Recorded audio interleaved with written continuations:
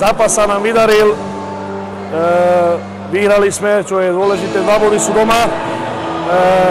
Všetko išlo podľa predpokladov, skúsili sme si obranu aj 1-5, aj 0-6. Najhoršie je, že sme prišli o hráča, ktorý má vážne zranenie. Dúfam, že ho budeme vedieť v ďalších zápasoch nahradiť a ináč s prístupom aj so všetkým, čo hráči do toho zápasu dali, som spokojný.